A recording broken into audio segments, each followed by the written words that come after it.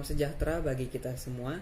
Perkenalkan, nama saya Tevilus Gabriel selaku mahasiswa Administrasi Publik Universitas Riau dengan NIM 2001136048. Tujuan video ini untuk memenuhi UAS mata kuliah Sistem Administrasi Negara Indonesia dengan dosen pengampu Bapak Zulkarnain MSI.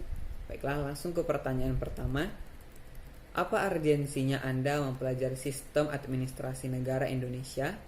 Sederhananya, administrasi negara Indonesia adalah sebuah instansi publik yang diutamakan untuk melayani masyarakat. Kemudian tujuan administrasi ini digunakan untuk perdamaian dan peningkatan kualitas masyarakat secara menyeluruh dan merata di Indonesia, yang sesuai dengan peraturan Undang-Undang Dasar 1945 alinea keempat. Maka untuk mencapai tujuan tersebut dibentuklah suatu sistem yang kita sebut dengan Sistem Administrasi Negara Indonesia. Sistem pun memiliki banyak subsistem seperti sistem manajemen, kepemimpinan, birokrasi, pelayanan, keuangan, dan banyak lagi. Contohnya saja seperti seseorang yang sudah berumur 17 tahun sudah selayaknya untuk mengurus KTP dan harus mengurus surat-surat yang diserahkan ke Disduk Capil untuk diurus lagi ke kabupaten terkait. Dan itu merupakan salah satu contoh administrasi. Juga ada dosen saya yaitu Ibu Geovani pernah bercerita bahwa ibu itu pernah mengalami nik ganda. Jadi nomor induknya sama dengan orang lain tetapi data diri dan fotonya berbeda. Jadi di sini merupakan maladministrasi atau mal sistem. Jadi yang bisa saya simpulkan dengan mempelajari SANI atau Sistem Administrasi Negara Indonesia adalah bentuk negara yang terdiri dari berbagai kepulauan yang tersebar keanekaragaman suku, adat, ras, dan budaya yang memiliki tujuan dasar, yaitu menjadi bangsa yang merdeka, berdaulat, dan adil dan beradab. Sehingga dengan mempelajari SANI ini kita berhasil mencoba melihat bagaimana mempertanggungjawabkan suatu kebijakan-kebijakan dan program pemerintah Indonesia kepada masyarakatnya melalui proses pembinaan secara terus-menerus. Lanjut ke pertanyaan kedua, bagaimana Anda melihat penanganan wabah COVID-19 dikaitkan dengan konteks perencanaan pembangunan di Indonesia?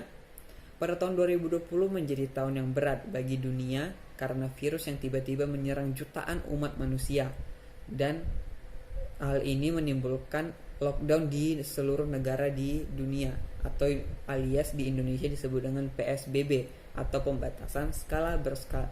pembatasan sosial berskala besar. Bukan hanya di bidang medis saja atau kesehatan yang tergoncang, tetapi di bagian perekonomian dan pendidikan semua sistemnya terhenti. Oleh karena itu, Bapak kita Presiden Jokowi menyusun rencana pembangunan jangka menengah nasional 2020 sampai 2024. Di antaranya, pertama, 8 destinasi pariwisata unggulan, di antaranya Danau Toba, Lombok, Wakatobi, dan Bali. Kemudian yang kedua, percepatan penurunan kematian ibu dan anak stunting. Kemudian yang ketiga, pembangunan kawasan tertinggal. Dan keempat, pembangunan infrastruktur jalan tol Trans Sumatera Lampung yang bisa kita nikmati sekarang.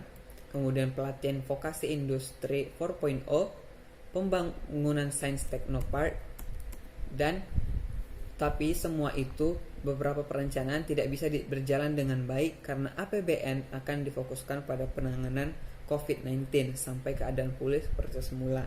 Dan pembangunan yang akan dilakukan seperti daerah yang tertinggal itu saja yang dilakukan dari pemerintah. Dan karena masih banyaknya pandemi di mana-mana dan Indonesia masih berpikir bahwa obat, paten, dan vaksin masih lama untuk ditemukan, sehingga masyarakat mencanangkan yaitu 5M, yaitu mencuci tangan, memakai masker, menjaga jarak, menghindari kerumunan, serta mengurangi mobilitas. Itulah jawaban yang bisa saya berikan, semoga hasilnya memuaskan. Sekian, terima kasih.